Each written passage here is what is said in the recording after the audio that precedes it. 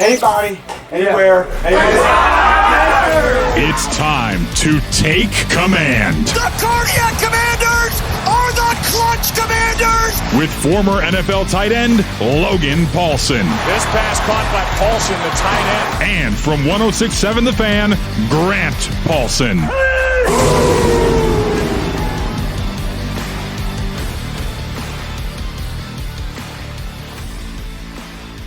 Welcome into Take Command after a Commanders 28-7 loss to the Kansas City Chiefs. Alongside Logan Paulsen, I'm Grant Paulsen. Thank you for making the show part of your day. You can watch us on the 106.7 The Fan and Team 980 YouTube channels. Of course, Logan is available for content and puts it out and churns it out for the Commanders day in and day out. I am going to be on 106.7 The Fan from 2 to 6:30 every day this week if you want to listen in. Logan, I guess let's paint with a broad brush to start this thing off. A 3-touchdown loss to the Kansas City Chiefs on the road. The game was tied at the half. Washington was hanging, and then the Chiefs just pulled away. Yeah, and I think, being on the sideline, you could feel the emotion. I think the team came out and they really kind of put their best foot forward, which was great to see. It gave me a lot of confidence coming off of all these comments by Joe Wood Jr. and Dan Quinn about how we're going to simplify, we're going to play fast. And I really thought they did a lot of good stuff. Offensively, the tempo was excellent. I thought Cliff was in his bag early. And I think that the defense did a lot of really good things in terms of being more assignment sound. They had a bunch of different personnels that they were kind of trotting out there to kind of give themselves the best opportunity to be successful. And I thought you felt that. And I thought you felt good tackling, good movement of the football. And I think the disappointing thing was that they just weren't able to capitalize on all their opportunities in the first half specifically, like versus a team like the Kansas City Chiefs. Like, you go for it on 2 4th downs. You don't get either one of them. Like, those have to be points in a game like this. And I know, there's no such thing as moral wins, and they did some good things. But if you want to win that football game, I think you got to come out with, what is it? Probably 10, maybe 14 points if possible. And then obviously the dynamic of that game is drastically different. But unfortunately, they weren't able to get that done. Yeah, and notably, they got to the Kansas City 18 on their first drive, on a 9-play drive. And then they had the interception, which was just a dagger. It was a 1st and 10 inside the red zone. You're in chip shot field goal range at the least, but you're moving. And it was a really good, well-designed drive where they were operating at a quick game. Mariota looked comfortable. They were running the ball effectively. They were ahead of the chains. It was just an excellent first drive. And then you had the screen pass go off Deebo Samuel's shoulder when he kind of looked upfield a little too soon before he had the ball. Pops up in the air for a pick. Their next drive was 8 plays and 58 yards. Again, super effective, no penalties on the road, super loud place, multiple first downs. You get a chunk play, and you got up to the Kansas City 40, which is like fringe field goal territory for a lot of NFL teams. You're going for a 4th down there, and I thought it was the easiest decision of the night, not only because you're in no man's land, Logan, but remember, Matt Gay was out, so they had Matthew Wright, who was on the team for 3 hours, kicking in the game. So instead of trying a long 55-pluser, they decide we're going to go for 4th and a handful. And it just so happens that based on a spot, Zach Ertz is literally inches shy of the sticks. But both of those drives were super effective. They came out. And then defensively, similarly on the other side of the ball, you can't have a better first couple of drives. And what I mean by that is, yes, the Chiefs moved the ball. No, they didn't really have necessary answers. They got into Washington territory and at one point even threw the ball into the red zone. But a Marshawn Lattimore pick, a ball go off Travis Kelce's hands for a Bobby Wagner interception. So they had picked off 2 passes all season coming into this game. Mikey Sanders still with both of them, Logan. And then in 2 drives in this game, they had 2 interceptions. And because of that, the Chiefs weren't on the board. So it was kind of exactly what you drew up as the quarter had ended in a scoreless game and they had a couple takeaways.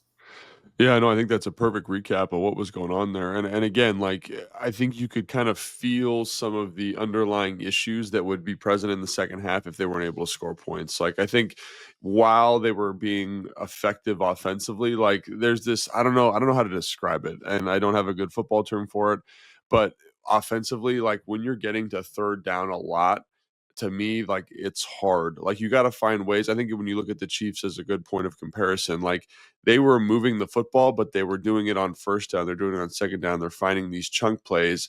Their frequency of getting the 3rd down is a little bit less. and they're able to execute in those moments. And when you're just demanding that the offense is executing at like a super high clip for long stretches like that, it just, to me, it's not sustainable. And I think like I felt that a little bit in the first half. And again, they did a great job of executing when they had to. Again, the quick game, I love the diversity of the calls by Cliff. We got a little bit of zone read. There's lots of good stuff going on there, but there was no easy button. There was no explosive chunk. You got to give a lot of credit to Kansas City and how they stopped the runs. I mean, they fit the runs excellent all game. Then they played really good coverage in the back end. There's not a lot of separation down the field. And again, there's no chunks. And so then when you look at the reverse, right, you could feel kind of the inertia of the Kansas City offense, and the Commanders defense did a great job of saying, oh, hey, we're going to get a turnover in the red. We're going to get a turnover tip ball off of Travis Kelce for a Bobby Wagner interception. And those were game-changing, inertia-changing games, but you could always feel kind of the inevitability of the Kansas City team. And so I said this on the broadcast. I kind of hope that the Commanders don't punch themselves out. They've got 4 quarters of football to play. And it really felt like kind of heading into the second half, especially after the muff kickoff, that they had kind of given everything they had, and there wasn't a lot left for them to kind of throw in terms of, punching efficiency, if you want to make the boxing analogy. Yeah, and I don't mean to slight them, but also I think what happened as the game went on, and a lot of us kind of felt this way going in, they were punching above their weight class, if you want to use a boxing analogy. And the Chiefs are just a better team right now. I mean, so you gave them your best shot. Like, you played for a quarter, you're 0-0. At the half, it's 7-7. Like, you're hanging. But it did feel kind of inevitable. Like, okay, if the Chiefs stop turning the ball over, they haven't really forced them to punt or gotten, a 3 and out or stops. Like, this isn't going to work if Washington doesn't hit something explosive. One thing I wanted to point out, you talked about third down. This was the big difference offensively as the game went on to me. Early on, when they were able to move the ball and when they got into Kansas City territory on those drives, they were ahead of the chains constantly. They would get, as you said, it was nothing easy. It was nothing explosive, but it was like 3, 5, 6 yards at a time. And so it's 2nd and 5, and then it's 3rd and 2. And like, that is where Washington kind of needs to live. It's not an easy way to live, but it's what they kind of need to be doing. As the game went on, everything was 3rd and 8, 3rd and 9. And it felt like when you got them there, they were done. Just they didn't have many answers. So just to go specifically through it, I'm going to read off their third downs chronologically in the game. 3rd and 1, 3rd and 3, 3rd and 2, 3rd and 3, 3rd and 2, 3rd and 5, 3rd and 10, 3rd and 5, 3rd and 7, 3rd and 11, 3rd and 9, 3rd and 6, and then at the end of the game, a 3rd and 1 after garbage time. But you could hear the difference there, right? It was like 2, 3, 1, 2, 3, 5, 9, 8, 11, 9. When you get into those 3rd and longs, the way that they're operating, you're just in trouble. And you can say that about a lot of teams, but Kansas City wouldn't have been in as much trouble. For Washington, it gets too complicated when they're behind the sticks without the ability to get anything easy. No, I think you're 100% right, and I think like when you look at kind of those, it's been a bugaboo of the offense from the beginning of the season, is right, these kind of 3rd and 5 plus situations, like they're kind of out of everything that they want to do, right? And again, lots of offenses are like this, right, where it's like, this is our main thing. We want to be on 1st and 2nd down. We want to run quick game. We want to run the football, have our play action shots, and when we can hit those things, we can stay relatively efficient. But when we're in 3rd and 7, we're getting exotic pressure packages. There's a communication later in the game on a sack given up with an unblocked rusher, which is really interesting to kind of observe from the sideline. But they have these moments where they're high stress. They don't execute. And again, like, as much as I love Marcus Mariota, as much as I think he's a great football player, like, I don't know if I want him in a lot of 3rd and 7s back there, like dealing, and that's not a slight. There's only a couple guys that I can say that I really like in those situations. And again, Marcus, I thought, did a lot of really good things, but that's not his bag. And I think you really felt some of the offensive limitations with him there. But to be fair to him, I went back and buzzed the film this morning before we started, and there's not like a ton of separation, by guys that should be separating in this offense. And even look at the Terry touchdown, like the margin for error on that thing is basically 0. The completion down the sideline where he like gets his elbow in is basically 0. Like, there just was not a lot of error. And that's the thing about this Kansas City defense, to give them credit also, is they are excellent, man. It's like a work of art watching them fit these runs. Like those 3 linebackers they have, the nickel player they've got, excellent job. Hats off to them. And then in the back end, the coverage was much more comprehensive than I was expecting. So I think it's a testament to Kansas City. I think it's, again, kind of showing some of the limitations of the offense as it currently exists. And unfortunately, this is something they're going to have to contend with for the next couple of weeks. So let me double click on that for a second, because that's what I see, what you just said, which is they need something easier. They need something explosive. They need some more vertical threat in this offense. And it just felt very congested, right? Everything's at the line of scrimmage. They're not really threatening you. You mentioned the 2 catches by McLaurin. So the 25-yarder was their longest play of the night on the sideline that got overturned. He made an unbelievable catch. And by the way, the touchdown was a better catch. So kudos to him. That's Terry at his best. Yeah, how special was that catch, though? I mean, like, I know we're going to talk about a lot of stuff here, but both those catches were outstanding. Elite. Those are like top of the sport, all-time catches, no doubt. But why, so I guess here's my question on the offense. Why don't they have more guys running free? Why can't they separate more? Because we talk about the injuries all the time, and they're decimated by injuries almost everywhere. I get it. But yesterday, you've got McLaurin back. You've got Debo back. The only guy you're missing at wide receiver is Noah Brown. You've got your full allotment of tight ends. Other than Austin Eckler as a third down back, you've got your full allotment of backfield, right? And Eckler is not like a separator anyway, and I think McNichols has done a really good job in that role. Your offensive line is now completely healthy. And I know Jaden wasn't there, but that doesn't change anything in terms of receiver separation. Like, what's happening? Because I get it when you're trotting out, Luke and Robbie Anderson a week ago, but this is a kind of a reoccurring theme no matter who's on the field for me, it feels like. Yeah, and again, I think you got to in this game, I think you got to give credit to Kansas City. But like you said, this has been a little bit of an underlying issue throughout the year, and so like, what is the cause of it? And again, I think they're in a lot of third downs. I think they're a lot, like you alluded to there at the beginning of the conversation. They're in a lot of third longs, which are just the deck's tipped in the defense's favor usually, especially a defense like Kansas City.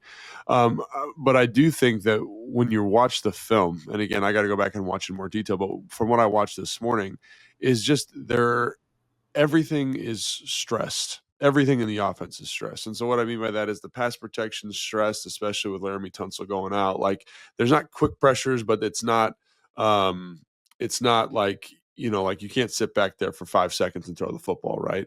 You look to the concept, and like usually Kansas City in this game did a good job of taking away number 1. So how comfortable is Marcus about like working through a full progression or working a full field? Like, I think he does a pretty good job going 1 to 2 same side, but is he really comfortable going full field read here? And again, like, they were able to create some kind of uncomfortable pockets. And I think you just don't have to look any farther than what's going on with Kansas City and the playmaking ability of a guy like Patrick Mahomes. And again, I don't want to compare Marcus to Mahomes, like maybe the best quarterback of all time, but I think there's a good kind of teaching point here, in that like when you look at how Mahomes plays the position, he is elevating the offense in these critical moments on third down. I'm buying time. I mean, I think there was a graphic that one of my producers texted me from the broadcast where it's like, of their explosive plays, I think 4 of the 5 were over 4 seconds time to throw. It's like he's buying time. He's escaping the pocket. He's breaking down coverage structures. Because if you look at, like, I know we're going to talk about the defense more in a second, but if you look at the defense early in the down, like in that 2.5 second, you're like, this is good coverage. It's when the down starts to extend that guys are just wide open. We've stressed coverages, we've stressed eye discipline. When you watch the film, that's what Mahomes does week in and week out. And so there just isn't that creative element that elevates the play call. Because I will say, like, I had a conversation with a defensive secondary coach, defensive pass game coordinator once, and he's like, there's only so many patterns you can run out of so many different formations. So if we get it called and if we get the call and the check correct, like, really the advantage is for us in the defense. Now, as an offensive player, I don't agree with that, but that was his perspective. And I do feel like there's times where it's like, you have to be able to elevate the call a little bit, right? Because again, we talked about how efficient and effective Cliff was on first, second down. It's in those big moments where it's like, hey, we're going to have some pressure here. Can the quarterback kind of make a subtle pocket movement? Just lengthen the down a little bit so that one of our guys can get open late and we can find these completions. I think a great example of that is Marcus breaking the pocket and finding that completion to Luke McCaffrey on the sideline early in the game, right? There isn't that elevation on third down from the route runners, from the quarterback, from the offensive line that you need to be successful in those situations all the time. Maybe that is an area too where when Jaden's back, he with the ability to create, extend, move around, closes that gap a little bit, right, between Mariota and a Mahomes. But yeah, there's no doubt, and that was kind of so. I'm still in Kansas City as we record this now at the Airbnb. I was at Arrowhead Stadium last night in the crowd, and it was one of the What a things. great environment, by the way. Holy Oh, it was cow. so good. It was so good. We'll talk about that in a second. But one of the things that I kept coming back to, and like we were in real time, we're talking about was like that play. We would be pointing at the field like that's why Mahomes is one of the best ever. Yeah. Like you did everything right up front. You kind of had him on the move. He's kind of scrambling. He's about to get hit for either a loss of one or at the line of scrimmage, and he just with his peripheral sees Juju Smith-Schuster or whoever kind of flashing, and he just kind of pushes the ball out to him, and now it's a 19-yard catch and run. And like I do think a lot of what they got was out of structure. There were certainly some breakdowns. Again, we'll get into the defense in a moment, but maybe Daniels just opened some things up. I've thought early in the year they had more guys running free schematically than they do right now, and maybe I could be wrong about that. But like you think about the week 1 play where Terry's open on a post and Jaden sails him, they missed. It's been a while since I've seen like vertically someone just get loose. I mean, it seems like everything they do is horizontal right now. Yeah, and I think like again, the Chiefs are a really good comp because I think they're not the same offense, but there's a lot of similarities, and they do a lot of horizontal stuff as well. And that offense, to me, like this is going to sound crazy, but before Rashee Rice came back, like they're actually pretty easy to cover on the perimeter. And what I'm not saying that they're not good football players, but I think that shows up. You see the Marshawn Lattimore interception. I think is a perfect illustration of that, right? Like he's able to kind of box out this smaller Hollywood Brown, right? Trey Amos is able to make that PBU on Xavier Worthy over the middle of the field. Like they're just not these crazy physical guys at the catch point. And all of a sudden you're like, man, there's like not a lot of air here for the Chiefs. It's when Rashee Rice comes in, he's got this player that can win versus man-to-man coverage, and it kind of elevates the offense. And Patrick Mahomes does the elevation too, right? So and again, when you go back and watch in preparation for this, it's like actually this Chiefs offense is kind of boring. You know what I mean? There's not a lot of teeth to it. And then all of a sudden you get to this play where Patrick Mahomes is kind of scrambling around. He moves to the line of scrimmage and he hits Travis Kelce for a big completion. You're like, well, that sucks because like they had this pretty covered up at the beginning of the down, but as the down progresses, he makes this play. So again, I think in terms of guys wide open down the field versus this Kansas City defense, you got to give them a ton of credit. And again, I think you're looking just for a touch of elevation, right? Yeah. From anybody. It could be from the offensive line, it could be from a pass catcher, it could be from Mariota or Jaden Daniels when he gets healthy. But like in those moments when you look at good teams on third down, right? Like Joe Burrow is a great example. Like he just finds a way to buy a tenth of a second and then the ball's out, right? And again, like that's just not where this team is currently at, unfortunately. And again, like could Cliff do more on third down? Probably. But again, I look at his first and second down stuff and I'm like, man, it doesn't get any better than this. Can we get some elevation from the players? What about the run game? Let's hit on that real quick. I thought Bill ran really, really hard, but he was kind of slamming into a brick wall. You talked about the run fits. They didn't give you anything up front, really. I mean, they were assignment sound. It was really, really good, legitimate run-stuffing football by Kansas City. What's interesting to me, though, is I want to say it's 3 weeks now in a row where – certainly 2 weeks – where Washington has struggled to run the ball against teams where that is kind of the deficiency of their defense. Now, the Chiefs have not been bad at that, but they're much better statistically in other areas than stopping the run. You go back to the Bears game, I thought Washington did okay, but I thought they were going to run it like crazy, and the Bears coming out of the bye did a much better job than anticipated. So it's kind of a 3-week trend here where it doesn't look like the rest of the year where Washington was the number 1 run team in the league until the last couple of weeks. What do you see in there after a 2.8 yard per carry game from Bill and 9 for 25 for him on the ground? If you add up the running backs and Debo, it's 12 carries for right around 32 yards yesterday. Yeah, I mean, I knew running the football was going to be tough versus Kansas City team, and a big part of it is just because it's like of how their mentality, man. Like when you cut the tape on a Kansas City, and it bore itself out last night. Like they do not mess around with run fits. There's not anybody playing hero ball. It's like we are getting downhill, we're fitting gaps, we're spilling to the right people, and there's just you got to be excellent. You got to win a physical one-on-one up front to create the run lane, and we've just got enough good players up front that know where to fit. They're going to make this hard. And again, Spagnola, I think there was a second and short or a third and short where he's bringing corner pressures. He's bringing some stuff to kind of change the number count a little bit. But overall, man, I think it's just like you got to give credit to those three linebackers. Those dudes are special football players. Like Nick Bolton's excellent, Tranquil's excellent. The other guy from Wisconsin, I forget his name at the moment. Leo Chenal, maybe is his name. Kind of like the edge Sam off ball player. Like when you get guys that are just about their work in that type of way, it's going to be challenging. And so, yeah, I thought you said Bill, I think you hit the nail on the head. Bill ran hard. I thought they did some good stuff in the run front. But again, like when you watch the film, it's not like, oh, like this is mistargeted or this is this. It's like that guy beat that block or that guy undercut this and we spilled it or that guy sat the double team. And it's just going to be tough when you get guys winning one-on-ones like that in the front and fitting it the way that like God intended them to fit runs. You know what I mean? It's just like, it's cool to watch. I get juiced up talking about it. Cause like, that's good ball. But yeah, you got to give your hat, tip your hat to them, I think a little bit. Well, and also there's a few times here where we're kind of saying, I feel like, yeah, look, Kansas City's just really good. And while normally, you as a fan, you hear that and you're like, oh, well, what about us? I mean, it's okay to do that in this game in the sense that I was shaking hands with people leaving there. Everyone was so nice. They're like, oh, thanks for coming. Thanks for coming. And I They're was just used to like, winning ball games, right? Like and they're I was going to like, be nice. enjoy your AFC Championship game. Enjoy the AFC Championship game. Like this team is the team in the sport. So yeah, you're going to get got on some stuff. I mean, they're varsity, man. They're really, really good. Let's get to the defensive side of the ball and how some changes that got made for the Commanders in this game and how they looked in those capacities. We'll do that next on Take Command.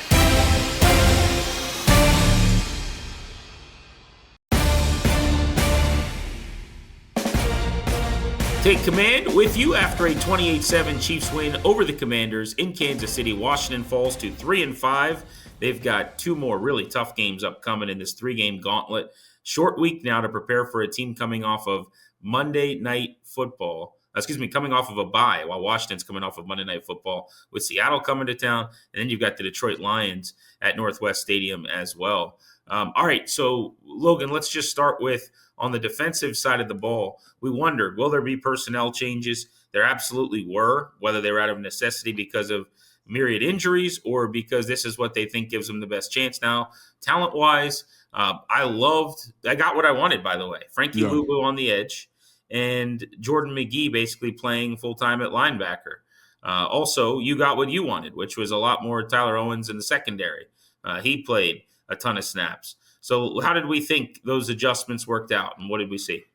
Yeah, I mean, obviously in the first half, I was really impressed. I thought Tyler Owens in man-to-man coverage situations did a nice job on Travis Kelce, and I thought that like that matchup was good. I think you feel McGee's speed and aggressiveness to the football. I think that's something that is going to be better. Now, is he perfect all the time? No, but I think like there's something to having guys that can cover grass like that on the field. I thought Reeves did some nice stuff in the secondary. And I think there's a lot of good things to point to, like coming out of this game. And I haven't watched it as closely as I want to, but I think when you go back and you look at like, for example, PFF, when you cut the film, they have like a first down feature. And so you can like watch all the first downs they got over the course of the game.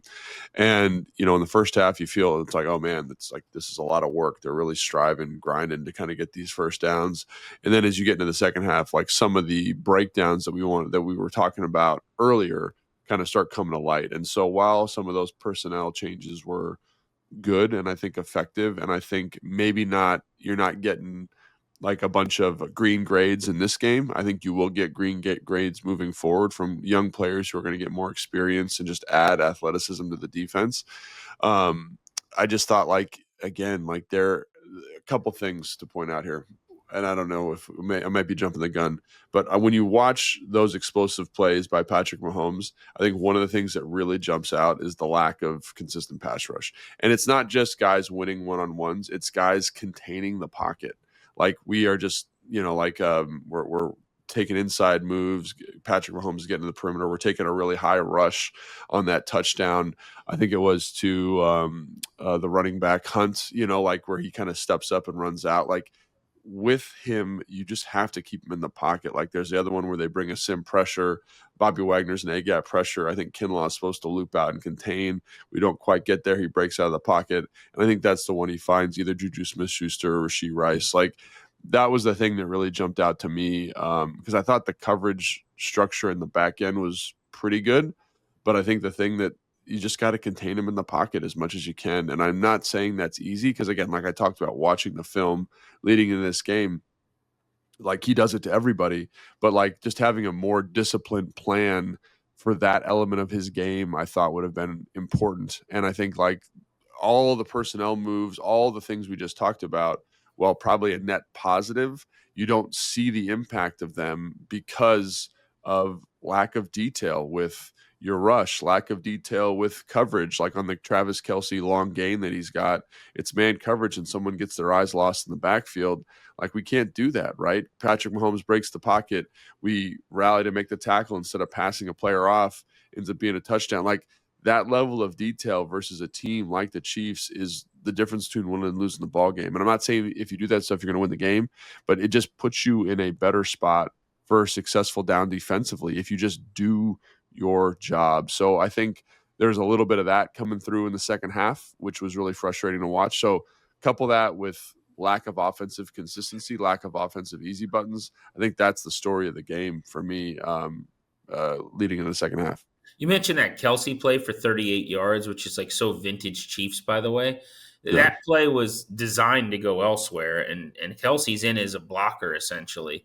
And it didn't look like naturally he was going to release. It looked like he was, because he kind of looked backwards like, all right, did we get rid of the ball? Like, what's going on? And I'm not exaggerating. I think it was like 4.5 seconds after the snap.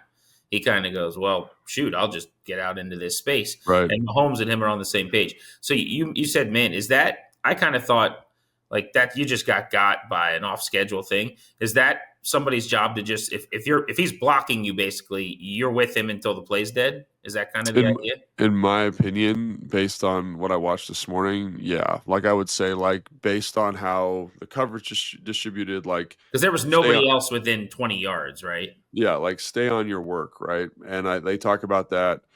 Like I remember Jim Haslett talking about that. Like that was like year one NFL stuff. It's like I'd be in pass pro. You know what I mean? Like I'm doing the scout team cards. I'm in pass pro, and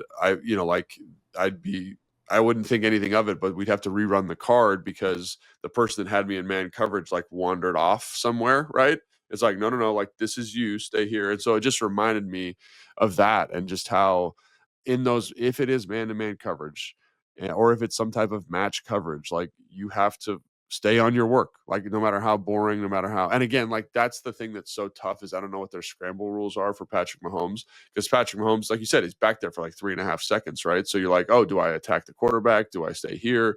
But it was crazy watching the down and watching the player's eyes on his work. And then all of a sudden his eyes transition to the quarterback.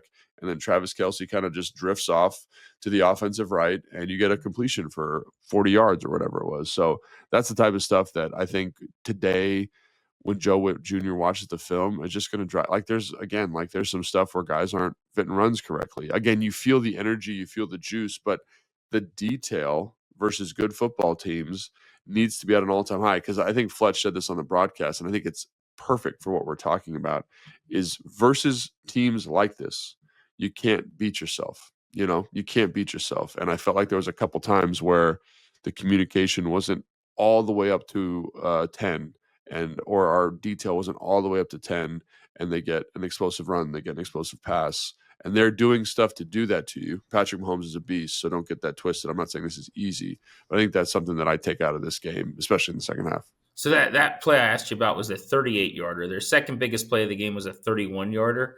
And if you remember, that was, I don't want to say like a deep over, but he was kind of like going across the field. And so it it was almost like there were 3 guys across. Did Yeah, he it looked just like a zone coverage. Yep, zone Yeah. coverage, and they're running a high cross. He takes a really good angle, and you put that hook player, who I think was Tyler Owens, in conflict. There's a back to the flat. I actually thought he got pretty good depth on it, I was gonna but say, it looked like he got okay depth, but then no one's back there, so I wonder I to don't me know that what happened there. I think that's a great example for people watching at home of like how pass protection stresses zone coverage or elongating the play. Like, because if he has to throw that ball like on time, he's going to have to throw to grass, right? He's just going to have to throw to that spot. But because the protection was what it was, he can Yeah. kind of hold the football, see the throw. Just think of it. It's like you're stretching, like Play-Doh or like remember that old GAC kind of like toy that used to get a mess everywhere. Like as you start off, it's pretty dense in the middle, but you stretch, and it gets crazy thin. And that's on a lot of these explosive plays that they had. They just continued to stretch because they had time. They had time to do that. And I think again, like I didn't think the coverage dispersion was terrible. And maybe they have a rule on this where you get a little bit deeper versus this coverage concept, whatever. But at least to my eye, the glaring issue was the lack of consistent pass rush in these moments. And again, like, I've got fan friends texting me like, oh, we got to blitz more. We got to rush more than 4, all these different things.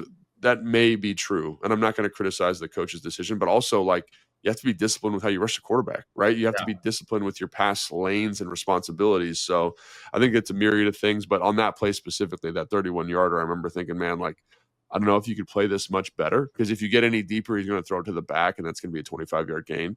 And so like, again, like just the ability for them to protect stretch coverages and put that kind of stress on the coverage contour was tough to watch at times. And I hope when I say what I'm about to say, it doesn't sound like an excuse or like, taking it easy or whatever.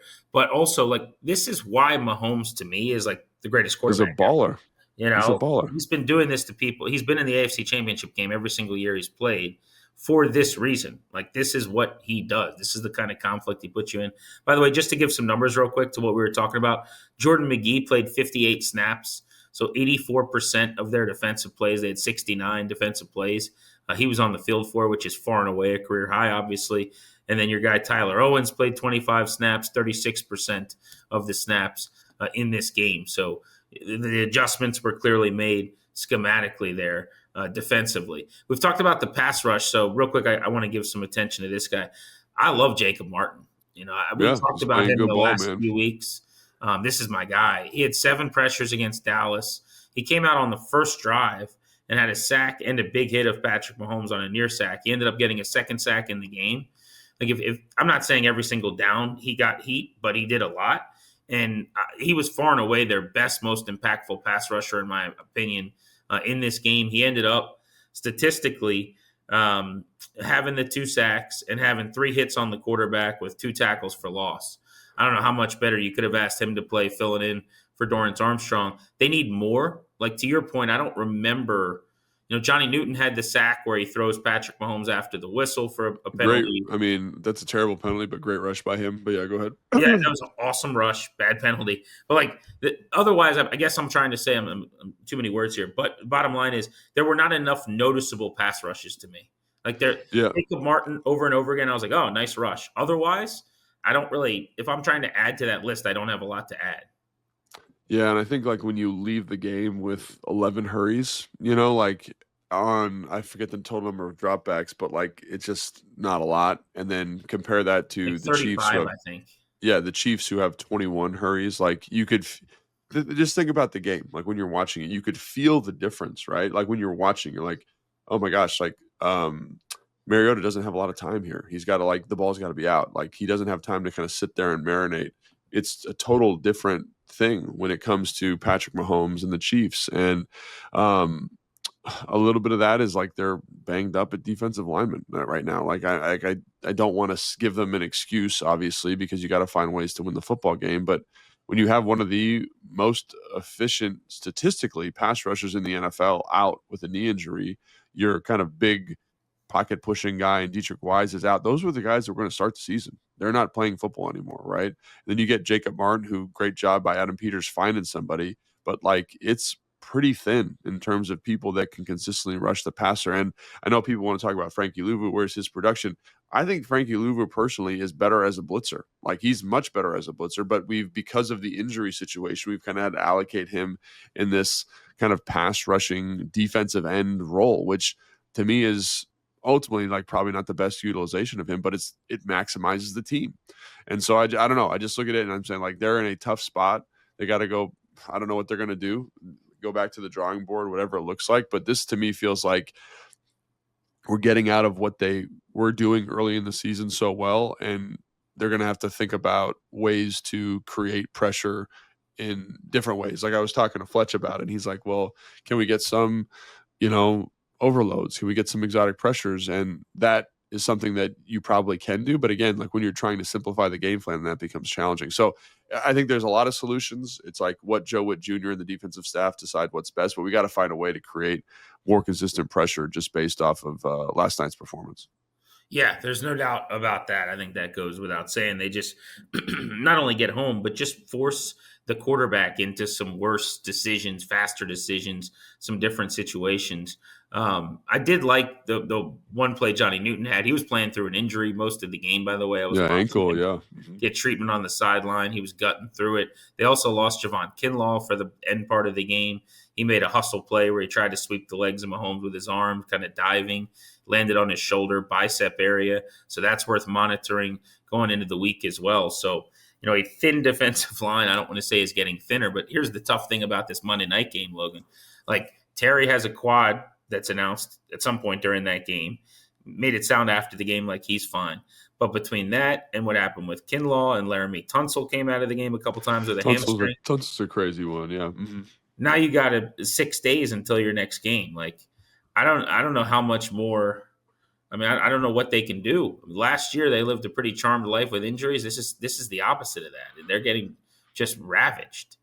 So I want to say two things, and it's going to sound like I'm talking out of both sides of my mouth. Like, this is the NFL. You have to negotiate injuries. I will say this is comparatively very tough to deal with. Like, I've been a part of teams that get banged up, and at some point you're just like, we can't put the product that we want to put on the field because everyone's dinged up so bad, right? And I think, like, you saw flashes of what this offense could be last night. You've seen it with, Terry and Debo on the field together. Like, all those elements are true.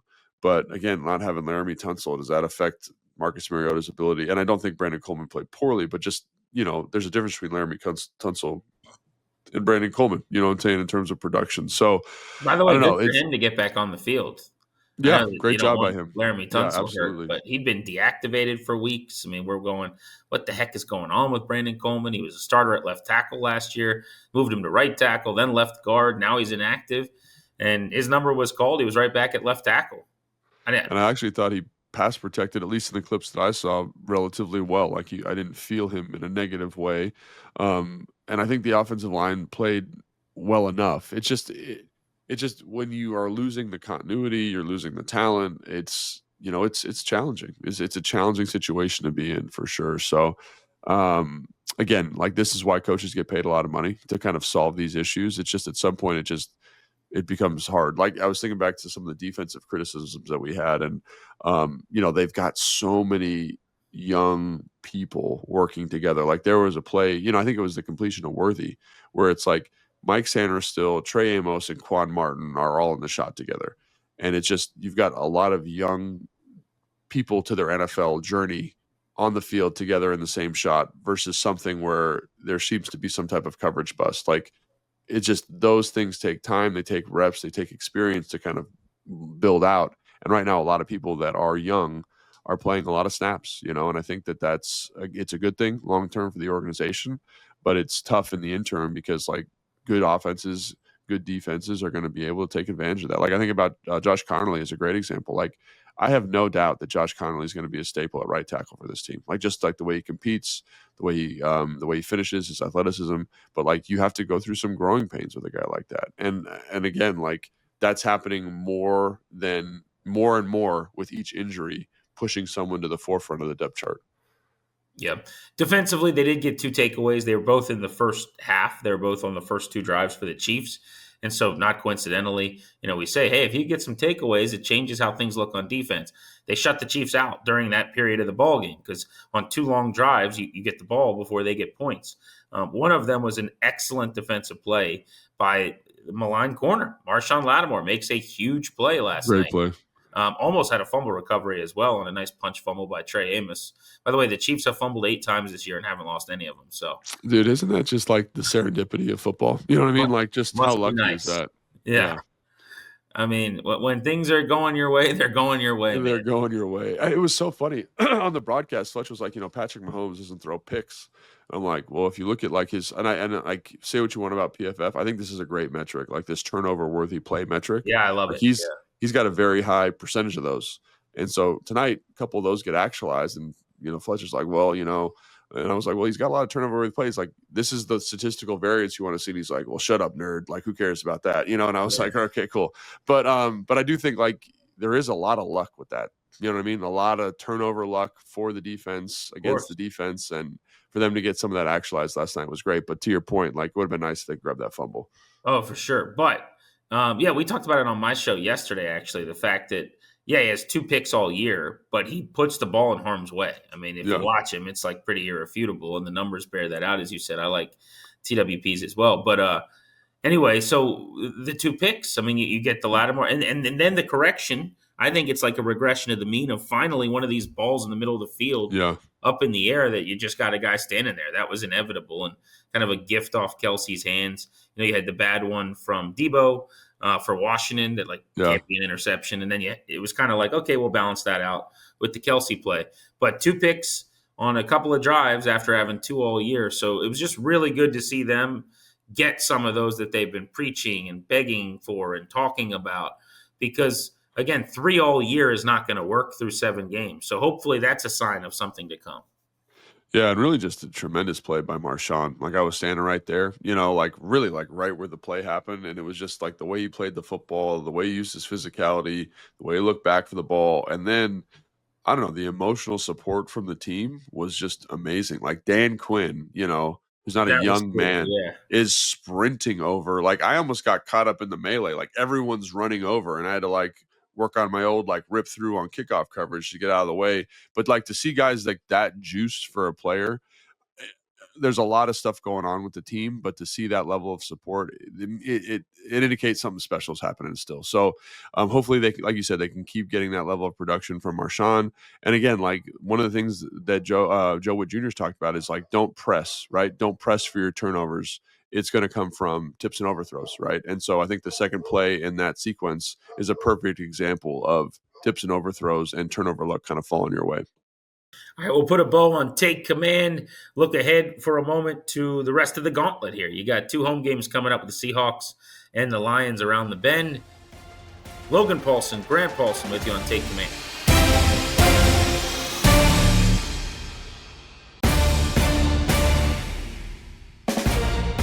Welcome back to Take Command. Watch us on the 106.7 The Fan and Team 980 YouTube channels. Of course, Logan, you will see on his content with the Commanders all week long. You can listen to me 2 to 6:30 on 106.7 The Fan. Logan, putting a bow on this thing, I did want to talk about Arrowhead Stadium for a moment. That was as good an atmosphere as I've ever seen a game in, really start to finish. So I was in the crowd, and I never really go to games in the crowd. I've never been in the crowd at Northwest Stadium. I've always kind of been in the press box. But I take a couple of road trips a year now, and man, was it incredible. I had 5 NFL stadiums that I haven't been to. Lambeau Field is the only place I'd say that maybe had a better game day experience, and that might be close. I'm not sure, but everybody stood the entire time. It was insanely loud. Everyone's in on all the bits is what I would say. When everyone's supposed to yell Chiefs, they do. When they do the completely hypocritical thing where they do the tomahawk chop, even though my team's named the Commanders 100,000 times, everyone's doing it and in on it. It's such a cool place to watch a game. It's always been that way, or at least since my career. I remember I told you going to preseason games there and it being crazy. When I was in Houston, we played them twice a year, and it was crazy. You know what I'm saying? It was just a fun spot to play a game. And like you said, it's a smart fan base. They know when to cheer. They know when to be quiet. And like the light show that they did, the fireworks, like everything was just the tailgate. I don't know, you walked in, but like from the press box, you could see out and like they've been tailgating since 2:30. So it was it's a great spot, man. It's a great spot. So yeah, I really thought they did themselves justice, in terms of showing why that's such a cool spot to play. I didn't think they started their tailgate at 2:30, did they? We pulled up at like 3:00 and they had been there. They were people like with full barbecues, like cooking pigs and stuff. Wow. So like it was they had been there for a while. Yeah. So it must have been like 2:00 then, probably. Because Maybe. didn't they have a dentist appointment at 2:30? A dentist appointment. I don't know about all that. What's the bit? I don't know. I'm scared now. 2:30. 2:30. Boom. Bow, bow, bow, bow. Love it. Have I never 2:30'd you before? Mm-mm. Oh, that's tough. Yeah, if you ever say, like how kids do the 6-7 thing every time someone. Yeah, I have an 11-year-old son. I'm very aware of that. Yeah. Well, 2:30 is mine. Like that's Okay. my 6-7. So that's my Okay, bet. all right. If you I'll ever keep an eye say out for it. 2:30, yeah, there's going to be a deadpan, like long, quizzical follow up to that. If you guys didn't see the piece written about Logan in The Athletic, you should check it out. It was really, really cool. They did a feature story. I think it was tied to National Tight End Day in some capacity, which came on Sunday. But the story is about kind of how tight ends are getting some shine now. You got Travis Kelce married to Taylor Swift, and you got National Tight End Day. But really, that was written through the lens of what Logan's doing, where you're training some various players and all that you're doing in the media now. But it was really, really a cool story, man. I read it on the flight. Thanks, man. Appreciate it. Yeah, Jordan Rodriguez, a beast. She well-researched, well-connected, and for whatever reason, she said, let's write a story about Logan Paulsen. So it was very nice of her, and very happy with how it all came out. Yeah, pretty sweet. All right, looking ahead now. So I've been calling this the gauntlet. Chiefs out of the way here. 2 more to go. No pressure, but the Seahawks, who are 5-2, and the Lions, who are 5-2, coming to town. Season kind of on the brink at this point, just by way of record now at 3-5. And Seattle had the bye while you were playing on Monday with a short week and you're banged up. So that is about as unideal as it gets in this league. What's your thought here going forward with these 2 conference games? The other thing is, I've been mentioning the tie-breaking metrics because even though it's early, like they matter. And the record is 1-4 in the NFC, which really hurts from like a wild card standpoint. Yep. So you can't afford. There's no margin for error here really in the conference to lose these games. How do they get right? It's funny. Like London is the least reactive person, one of the least reactive people that I've ever worked with. And on the broadcast last night, he goes like, "This is a must-win game." And so when you feel that level of urgency from him, and maybe it's taking me back to when I played, he's the team captain. I'm like, well, we got to win this game, coach. So like, it's, to me, this is a tough out. This is a very tough out. I think you can look at it and say, hey, they're traveling from the West Coast to the East Coast, blah, blah, blah, blah. But like, they, to me, are maybe the best team in football right now. Like, they're close in terms of how their defense is playing, their ability to create pass rush with 4. I watched a little bit of them last week just to kind of get ready for the short week, and I couldn't believe kind of their third down packages, how they're playing coverage on the perimeter, like, and then obviously Jackson Smith and Jigba and Sam Darnold are playing out of their faces right now, and they can run the football. So I don't know, like I have some confidence that the defense will play better. I thought there were signs of that in the first half of the game, and hopefully they can carry that over to this game. But these 2 games are not easy, and they might be against 2 of the better. They are against 2 of the better teams in the NFL. And again, it's going to be a stacked deck, and hopefully you get Jaden Daniels back. But they gotta get to the drawing board and get as tight and as connected as they possibly can, and find a way to win one of these things. So. Yeah, more on that coming Thursday in our preview pod. We'll have that out for you on Thursday morning. All right, Logan, catch up on some sleep. I know it was a late night, and watch some more tape and keep chopping wood. And then we'll be back with more Take Command a little bit later in the week. Thank you for checking out this podcast. Download, subscribe, rate, review wherever you get your audio. Spread the word. If you have a buddy who's a fan of the team who's never listened, please send this to them and tell them to listen, watch. On YouTube, 106.7 The Fan and Team 980. For our producer, Evan and Logan, I'm Grant saying so long for Take Command.